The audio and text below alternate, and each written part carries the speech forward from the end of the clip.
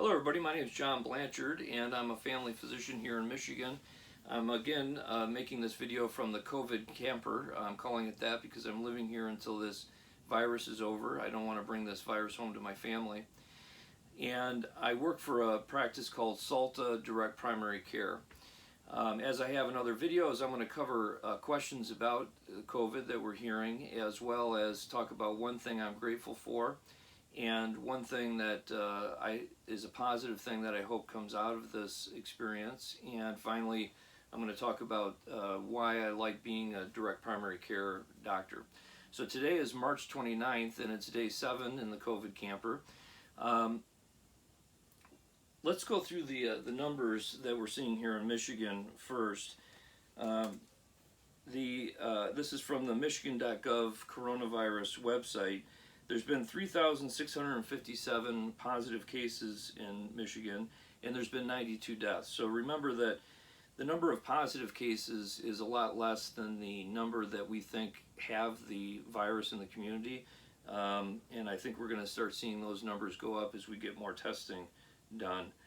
The average age of the deceased is 68.4, so this is hitting older populations harder, especially people that have chronic illnesses, chronic disease like pulmonary disease, diabetes, heart disease, kidney disease, and that kind of thing. However, the young, those under 50, aren't immune from this illness. So the range of deceased is 36 to 92. So even though a smaller number of people under 50 are getting seriously ill with this virus, there are still younger people who are seriously being affected by it. So one of the questions that I'm getting from my patients is, how do I cope with the fear and the anxiety of with this virus and the quarantine that's going on? And that question has a lot of answers. So one of the things that I've noticed in our society is that we, in general, tend to be very anxious. There's a lot of fear, anxiety that people have in general, let alone during a viral pandemic. And there's a concept called mindfulness that I would encourage everybody to learn about. This is a great time while you're at home. Search mindfulness on the internet, look on YouTube, and there's a lot of different concepts of mindfulness, but the whole idea of it is to counteract the stress response that we have from problems that we face in life. So small problems all the way up to very big problems like a viral pandemic. And one of the concepts that helps us to become more resilient and to cope with these problems is the concept of control. So we tend to really want to control our environment. It gives us a sense of security, a sense of being in control and safe. But the problem is that life, especially as we go through life and we get older, throws things at us that we have no control over, that we can't control. And so whenever we're faced with a problem, because that's what life is, a series of problems, we wake up in the morning, we face problems, and then we have to make decisions. But when we face these problems, we have to ask ourselves, the first question is this my problem or is this someone else's problem? Because sometimes we take ownership of other people's problems. So that's the first question. So if it is my problem, the next question is this something I have control over, or is this something I don't have control over? And if it's something that you have control over, then you cope with that by problem solving. Okay, so an example of that is, let's go through that thinking now. So we're faced with a problem. The problem is this viral pandemic. Is this my problem or is it someone else's problem? Well, it's all of our problems, right? But it is my problem. I have to deal with this problem.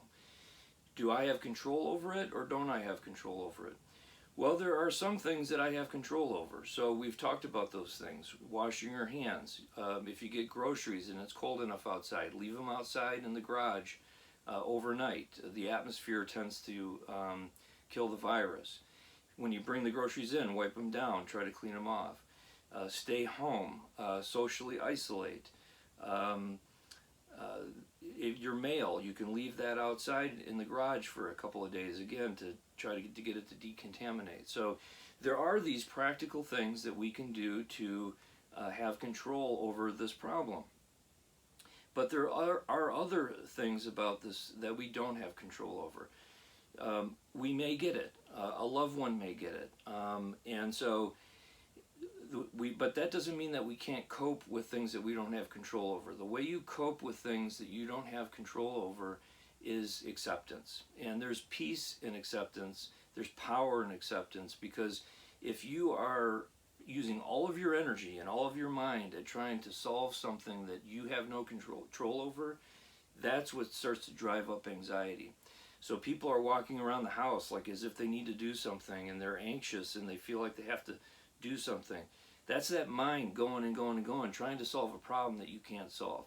So there's a certain amount of strength that comes from acceptance. So I'd like you to begin thinking about that. With these videos, I could talk for hours on the concept of mindfulness and the different strategies to cope with stress and anxiety. As we do these videos, I'm going to kind of insert those as we go along. One thing that I'm grateful for is, and this is something again with mindfulness, is counting your blessings and gratitude, an attitude of gratitude. So even small things, like today was a nice warm day. Sun was shining. I'm so grateful for that. It did rain a little bit, but there was a period of time there when it was really nice. This is a great time to like open up your windows. If it's warm this week, open up the windows, get some fresh air in the house, let the air, the atmosphere come in, and there's evidence that that's good to kind of decontaminate things. So that's a strategy that you can use. But that's one thing I'm grateful for.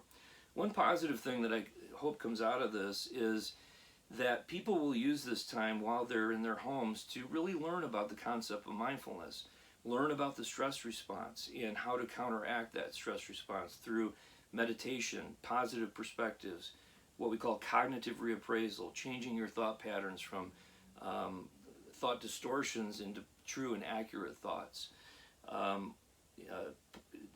setting goals. There's all kinds of things that we can do to build our resiliency in the face of this anxiety and fear that we have from this virus.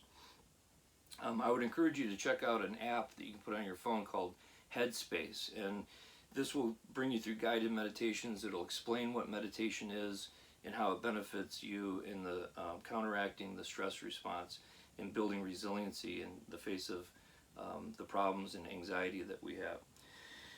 One thing that I really love about being a direct primary care doctor is that it allows me to not only treat patients from a medical perspective, but really understand that healthcare, as a doctor, there are three things, not just two things, but three things I can do for my patients. I can treat them with medications. I can recommend a surgical procedure to fix them.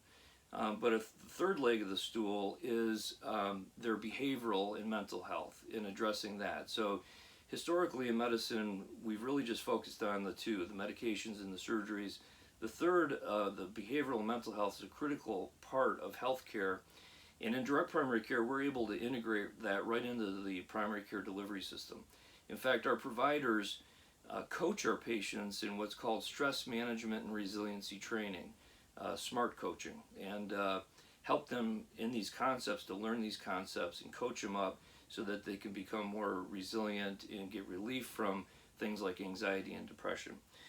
So again, thank you for coming and tuning in and listening to me. Well, we're going to do another one of these each day. On the weekends, we'll probably miss a couple, but if you want to follow us, you can find us on facebook.com/saltofclarkston or facebook.com/saltoftroy, or call Kyle Bingham at 248-922-3076. He'd be happy to answer any questions you have about Salta. You're also able to join right up from join the practice right up from our website at in saltofclarkston.com. So again, thank you for joining me, and love each other, practice mindfulness, and we'll see you again tomorrow. Thank you.